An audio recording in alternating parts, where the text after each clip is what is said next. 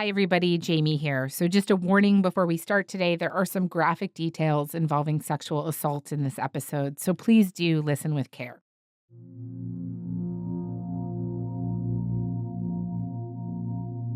If you take a drive around Aurora, Ontario, just north of Toronto, there's a name that comes up again and again: Frank Stronach. There's a Stronach Aurora Recreation Complex just a few minutes away, the Stronach Regional Cancer Center, and the Frank Stronach spray pad right inside Frank Stronach Park. And not too far from there, Frank's Organic Garden, Stronach's restaurant. Those buildings and landmarks, they tell you something about the kind of influence the 92-year-old Canadian billionaire wielded. As CEO of Magna International, a global leader in auto parts manufacturing, he was a big deal in the business world. In the 80s alone, the company's sales grew 12-fold to over $1 billion annually. Stronach would go on to be praised by prime ministers and presidents. He received the Order of Canada. He started his own political party in Austria. But in June of this year, the man whose name is emblazoned on all of these landmarks was arrested. He was charged with 5 criminal counts, including sexual assault and rape. And since then, the counts have grown to 18 from 13 women, and they span decades, from 1977 to this year. Stronach categorically denies all of the allegations. Today, my colleague Mark Kelley is here. He's been reporting on the Stronach case for the Fifth Estate since the allegations first came out. And actually, he interviewed Stronach about them.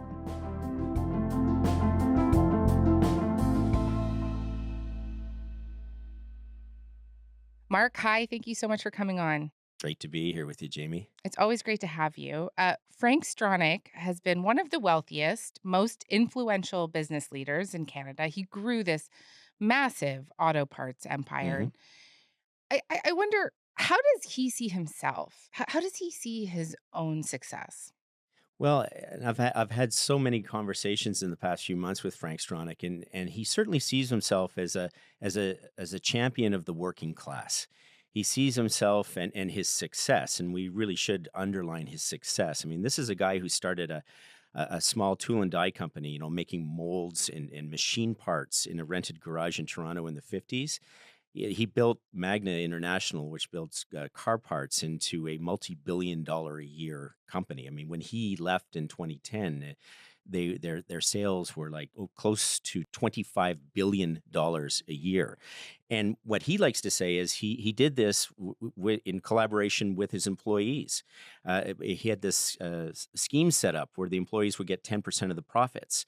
And he'd said to me in our conversation, "Mark, what drives the economy? Hardworking employees. That's what drives the economy." And he always would equate that happy employees equals profitability. So he built that ethos into his company and really into his success as well. And it was interesting where we got a clip of a speech he was giving recently. He says, I think the reason I done well is I treated the employees as partners. Constantly every day I thought, what do I have to do that employees respect me? that's what he was saying in May at the Keystone Awards for Job Creation in Peterborough, Ontario. Shortly after that, police would lay the first round of criminal charges against him. Right. So that's where then the contrast comes in of here I am, a friend to my employees. 5 criminal charges are released after that, some of them involving former employees. And just lay that contrast out for me a little bit more here. What is it that these 13 women say happened here, generally speaking, as well as other women who have come forward? Yeah, because for the 13 women who have filed complaints that have led to police charges against Frank Stronach, not all of them are former employees. Some of them are. Some of them dating back. The oldest complaint dates back to 1977. The most current 2024. So you're talking about almost 5 decades. Yeah. Wow. Of issues here, of incidents here that the police are now building their case on. And for one woman that we interviewed, she was a former employee. She didn't work at Magna per se. She worked at the stables because Frank Stronach was also really big into thoroughbred horses, horse racing. So he had stables in Aurora, where Magna is centered, north of Toronto. And this woman, we're calling her Lee to protect her identity. She was 20 years old at the time. She was a horse groomer. And this was a dream and a job of a lifetime for her working there, because she cared so much about horses, and she saw her future as being one day a veterinarian. So she's working in these stables, and that's where she meets Frank Stronach for the first time. And she didn't know who the guy was, didn't know anything about his success, just heard later that he's the guy who owns the stables, owns the horses here. Well, it's on the eve of her 21st birthday when some of her colleagues say, hey, let's go to this nightclub that Frank Stronach owns called Rooney's, and maybe there'll be an employee discount there. So they decide with her to meet the two other horse groomers that the three of them would go to Rooney's together, and that's where she says she ran into Frank Stronach. Right. And just tell me a little bit about what she says happened. Well, she was there. She says she wasn't a big drinker, but there she was in this glitzy, fancy nightclub. She looked over her shoulder, and who did she see walking towards the table but Frank Stronach himself? And then what happens Next thing I know, I'm out on the dance floor, and he's holding me really, really tight. And I was literally being held like this. And I was trying to get loose, and then he shoves up my skirt, and he punctures my pantyhose, and he sticks his fingers right inside of me. So Lee was shocked about what was happening at Rooney's itself, Jamie, but that wouldn't be the end of it. Now, what happened next in her night and the recollection of the night is both vivid memories, but also blackouts. She said she wasn't a drinker. She's not exactly sure how much champagne she had to drink at Rooney's. The next thing she remembers, she's waking up in a condo, an apartment somewhere on the Toronto waterfront. I remember waking up, lying in a bed. I was on my back, I was looking up at the ceiling, and I could see my face in the ceiling. And I could see him on top of me. And he was having sex with me, raping me. I was just trying to figure out, where am I, how to get here, what's going on, and I knew that I was in a bad situation. I mean, him being a rich guy, in my head, he couldn't afford to have, people say things about him and stuff like that. I thought I was going to be dumped in the harbor. Yeah, that's really hard to hear. And I just want to say, Stronach denies these allegations, right, Mark? Stronach has strenuously categorically denied all the allegations that have been made against him over the last few decades. Lee, did she go to the police at the time? She didn't, and it was surprising. In my interview with her, I mean, that's one of the key questions. Why didn't you go to police? She said, look, I was 20 years old, and as she put it, I was shoveling manure for a living. She says, nobody would believe that a man of Frank Stronach's stature would have sex with me. I mean, as you heard from her, she was afraid that she was going to be dumped in the harbor, but somehow that she could be seen as a liability, as somebody who could harm Stronach's success.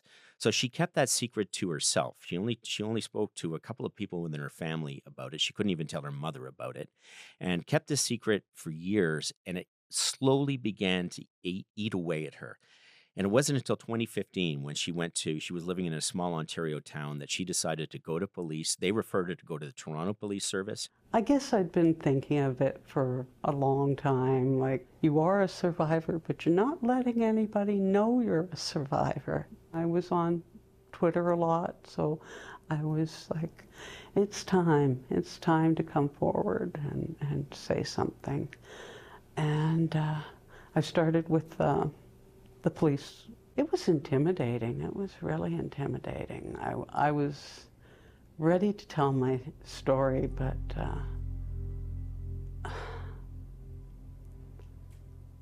they kept pushing me.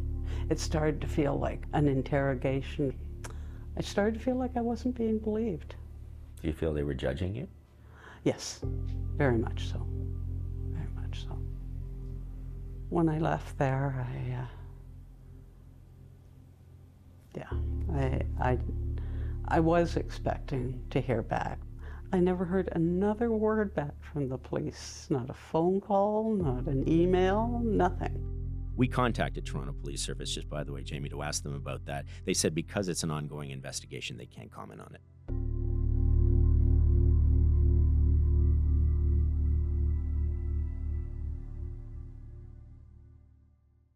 I want to hear more from you about what you heard from other women that you interviewed. What did they tell you? I understand there are some patterns here Yeah, that have emerged. Rooney's, that nightclub where Lee says that she had met Stronach, and Stronach had not only picked her up, but molested her there in plain view of others, that this was a sort of a connective tissue, that there were other women who told similar stories about meeting him there. I guess it was Thursday nights was Frank's night, and there was always a table in the back of Rooney's that was reserved for Frank Stronach. And it was there we spoke to another woman who claims that she was met. She was not an employee of Stronach, but she met Stronach there. She, too, says she was taken to a harborfront condo and sexually assaulted in that condo. And so, these were all young women. Some, as I mentioned, who were employed by him, others that weren't. But it seemed to be a pattern that was forming there. And it was fascinating, too, that in a conversation that we had with Stronach, he then admits to us that he paid a cash settlement to two women that he met at Rooney's, and that they claimed he had molested in the parking lot afterwards. So he volunteered this information that he'd reached a settlement with them. He says it was a complete misunderstanding. He did nothing wrong, but his lawyer told him, "You're a corporate titan. This is bad for your image. Pay them out and let's move on." And he admitted to that in one of our interviews. This is absolutely, where some make statements, it's absolutely wrong. I can look in the mirror, I've never done anything improper.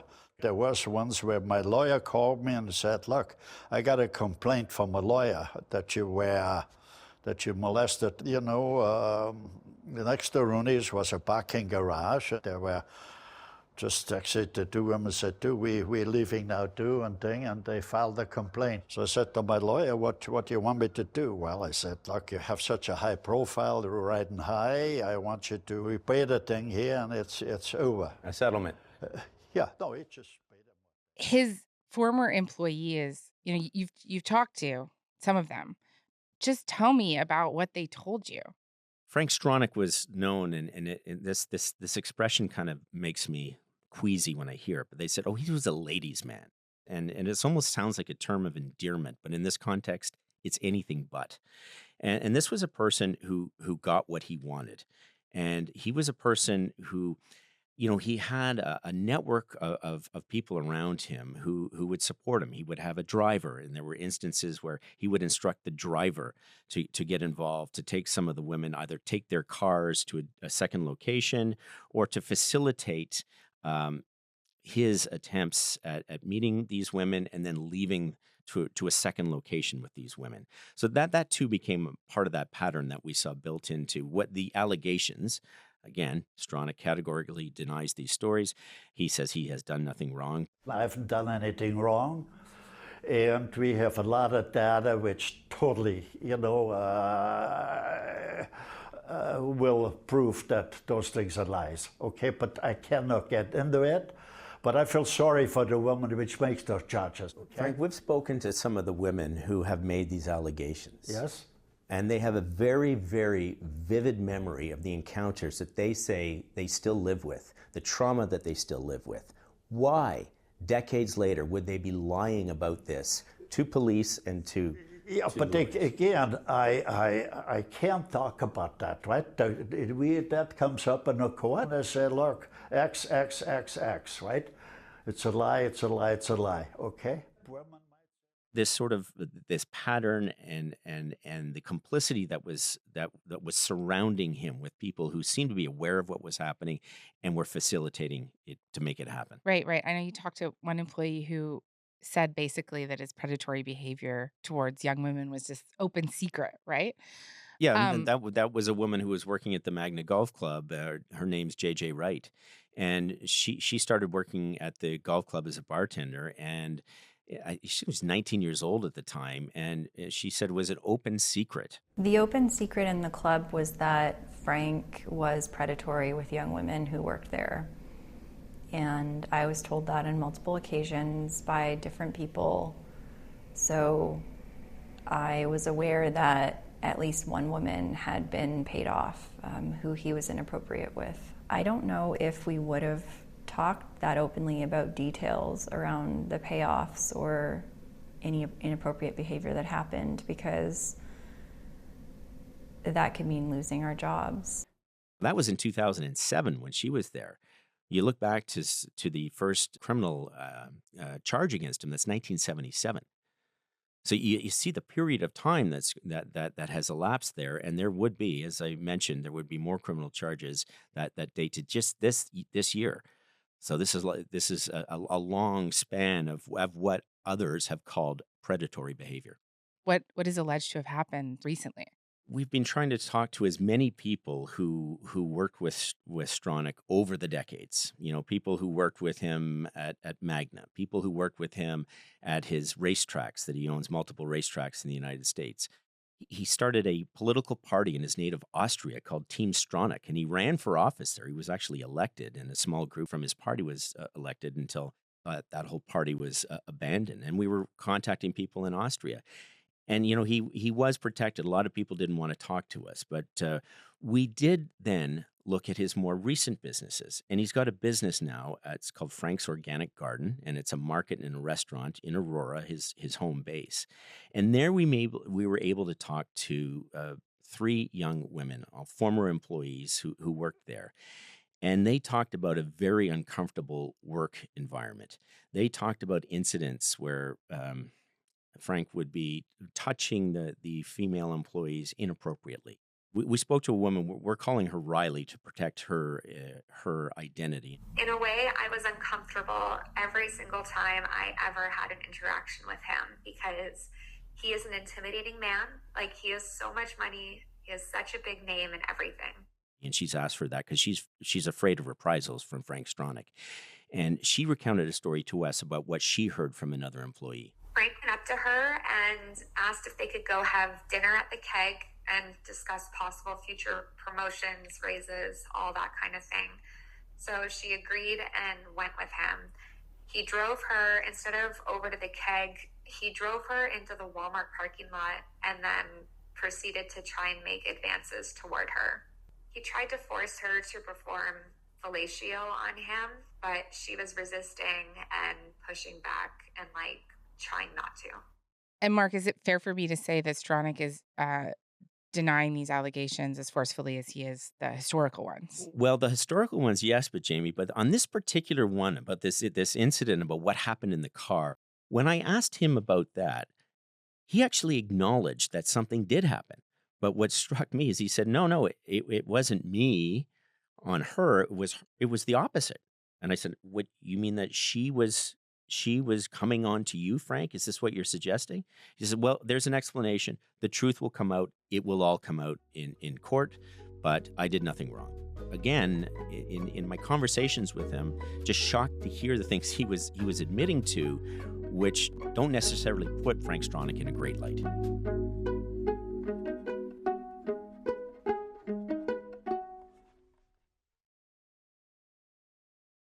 Mark, I want to hear more about these conversations that you had with him. I mean, you interviewed him twice, right? Yeah. And first, I just have to ask you, why would he do this? He has been accused of these very serious crimes. These cases are before the courts. He also reached out to you, I understand? Yeah, I mean, Yeah. and he said, I've seen you on TV. You're exploring the truth, and I think you've got integrity. So I want to tell you my story. So, we met a couple of times, discussed what, I said he wanted to talk about his economic vision of Canada. I wanted to talk about the sex crime charges against him. Yes. And we sat down, and that's, he got to tell me a little of his economic vision of Canada. I got to ask him a lot of questions about these very disturbing allegations that women are making against him. And what was your general impression of what he thinks of all of these allegations against him? There's not even a moment of hesitation that perhaps he's done something wrong. He is defiant that he has done nothing wrong. He says, "Look, when I ran Magna, so just to prove to you, when I was there, and at the time he was there, I mean, they had upwards of 175,000 employees. He was saying, I was the guy who installed an anonymous tip line. So if there was any misconduct involving any of the employees at Magna, you could call it in and something would be done." And that's what part of what he wanted to give, that version of himself as we sat down to talk. But, he repeats it over and over again. I know who I am. I know I can look at myself in the mirror. I know when I go to the pearly gates and meet God that I have done nothing wrong. These are serious allegations, and you could end up in prison. No, This you is can't- the possibility here No, with these charges. No, my thing is, I'm above everything, right? Look, But you can't be above the law. no. It's we got to improve the law. Those are very serious charges, and I realize that. But on the other hand, I am who I am, and yes, do I like it? No, but it outweighs that I do the right thing, because when you go to heaven, if you meet God, He knows. He knows, did you do the right thing or the wrong thing? And then he puts it on the women and suggests they're disgruntled employees. They're motivated by money, that they're trying to get some cash settlement out of me, or that they're part of this. He talks about this idea that there's this conspiracy against him because he's had revolutionary economic ideas that people would want to stop him. So, he's got his own sort of conspiracy theory that's going there. Lots of explanations for what could have happened. None of them, though, that reflect poorly on him. He maintains throughout this that he has done nothing wrong.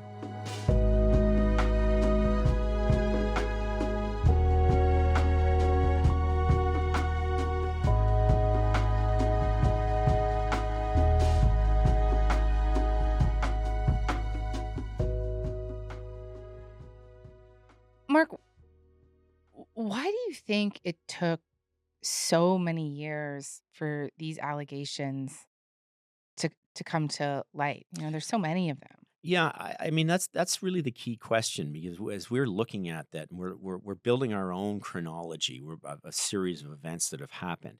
Part of it, as I mentioned in the case of Lee, who says she went to police, nothing happened. So I think that could be one element, Jamie. The other thing too is this culture of silence that was built around him. We spoke to, or we reached out to more than 40 people in Frank Stronach's orbit over the years. Very few of them would get back to us. I think right now there's a sense that there could be a culture of silence on the one hand, but a culture of complicity on the other hand.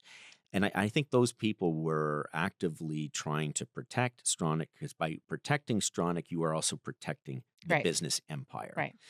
But, we've heard as well that when we spoke to one of the women, one of the complainants, she says she was warned by the Peel police, who are now conducting the criminal investigation into Stronach.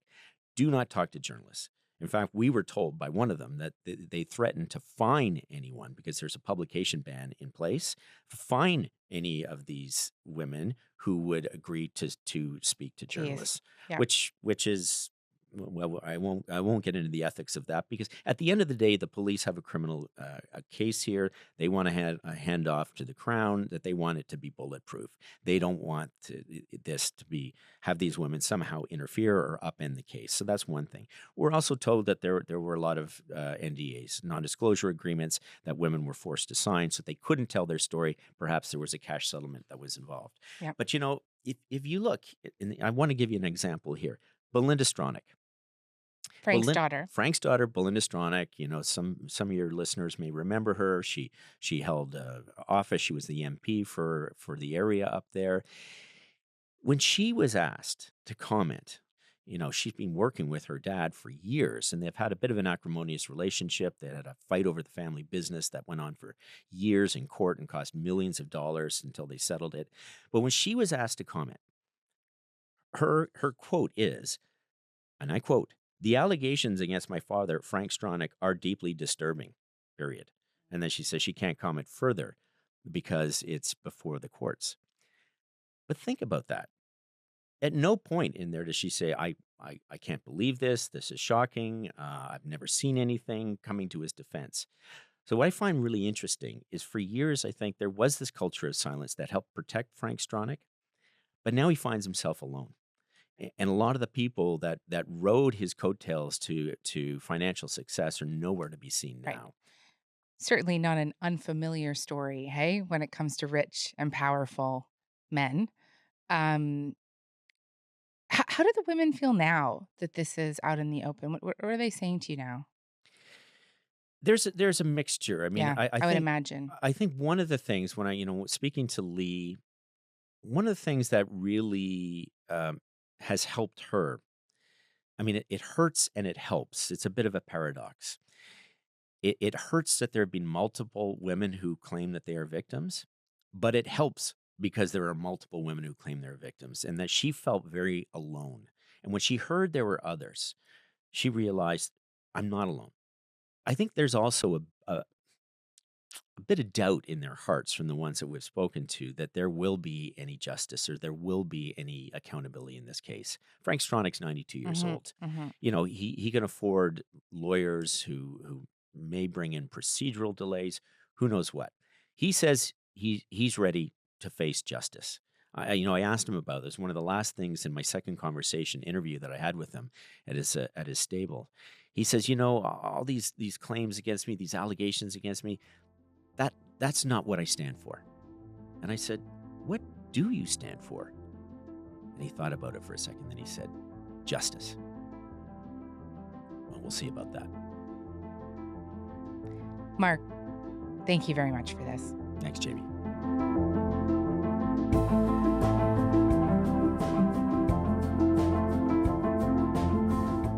All right, that's all for today. You can watch the Fifth Estate's investigation, Stronach, Power and Silence, now on YouTube. I'm Jamie Poisson. Thanks so much for listening, and we'll talk to you tomorrow.